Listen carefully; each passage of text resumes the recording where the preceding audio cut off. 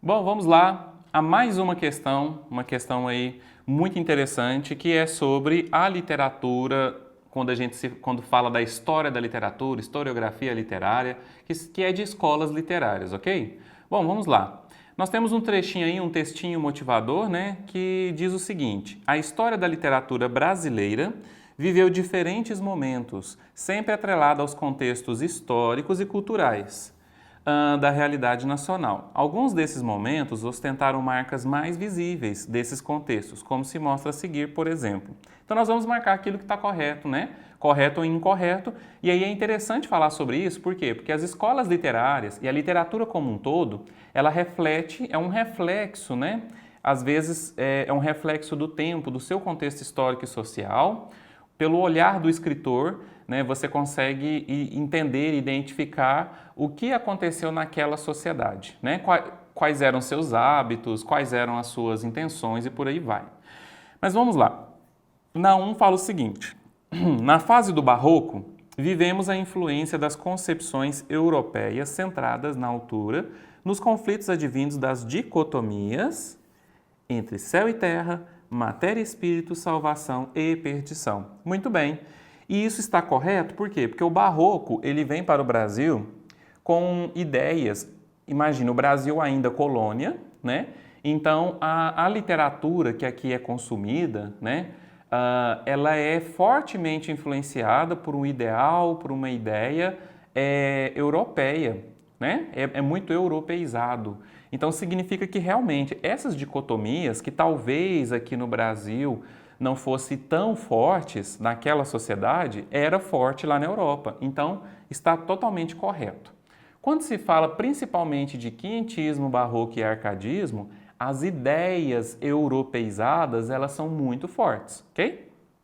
Na segunda, o romantismo destacou-se pela exaltação da paisagem nacional, verdade. Principalmente aqui, né, quando a gente fala da paisagem natural, estamos falando da natureza, certo? Da natureza exuberante do Brasil e das diferentes etnias que fazem a identidade plural do povo brasileiro. Aí nós vamos lembrar que isso aqui realmente está correto.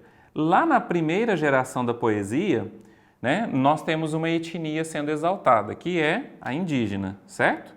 Então tem a etnia do índio. E lá na terceira geração, porque que está falando do romantismo de modo geral, certo? Lá na terceira geração, do negro, né, do afro-brasileiro, correto? Então nós temos realmente no romantismo essa exaltação da paisagem e também de diferentes etnias. No âmbito da poesia, merece destaque o Castro Alves, nessa luta, né, para a valorização das etnias. O Castro Alves ele foi muito importante no que diz respeito, né, à poesia com lutas anti-escravistas, anti-escravocratas, certo? O livro dele mais famoso, né, que contém esse viés, é o livro chamado Navio Negreiro, certo? Navio Negreiro. Belezinha, pessoal? Então, número 2 também está correto. 3.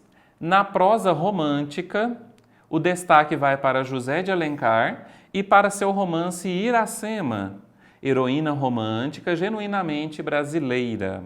Outros personagens de seus romances representam a fusão entre o povo português e o povo indígena. Muito bem. Aqui é uma verdade, né? Um dos autores de destaque é o José de Alencar na prosa. Tanto é que se você procurar os principais livros da prosa romântica, pegar ali, sei lá, uns 20 livros de maior destaque da prosa romântica, você vai observar que mais da metade é do José de Alencar, né? Então, realmente, Iracema é seu livro mais famoso e em seus livros, principalmente aqueles que são da fase ou que são da prosa indianista, certo? Principalmente a prosa indianista, ele não só escreveu o romance indianista, certo? Mas principalmente da prosa indianista, você vai observar o quê? Essa mescla, essa mistura entre o português e o índio. Em Iracema isso acontece, né? Lá em Iracema, por exemplo, você vai ter a Iracema, que é uma índia, né? Se envolvendo com o português, que é o Martim. e ela tipicamente brasileira, porque é reforçado isso na obra, como ela sendo uma representante do nosso território, né? E a fusão desses dois aqui, né, o relacionamento entre os dois, vai surgir um filho chamado Moacir, que na obra representa o primeiro brasileiro, né, a alegoria do primeiro brasileiro. Então, a 3 está mais do que correta.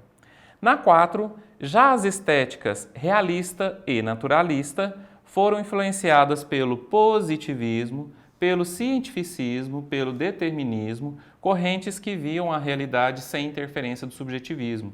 Verdade. Isso aqui é do fim do século XIX, certo? Lá no finalzinho do século XIX, você vai ter uma forte influência das correntes científicas, né? Ou seja, a tentativa do homem dele explicar a sua realidade à sua volta por meio das ciências. Isso ficou muito forte. Um dos grandes responsáveis por isso foi o Augusto Comte, né? Aqui ó, do positivismo Comte, lá da sociologia, né?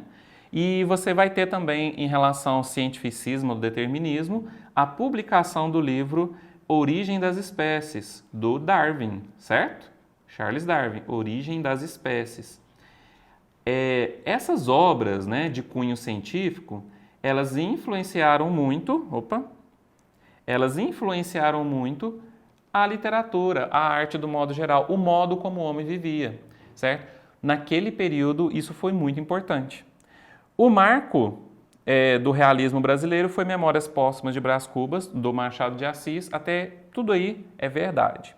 Agora vamos só a um asterisco, é verdade tudo isso daqui, mas vamos só a um asterisco aqui em relação ao realismo no Brasil. Qual foi o principal nome do realismo no Brasil? Vamos puxar uma seta aqui. Foi o Machado de Assis, certo? E o Machado de Assis, ele merece um destaque. Ele merece ser analisado à parte. Como assim?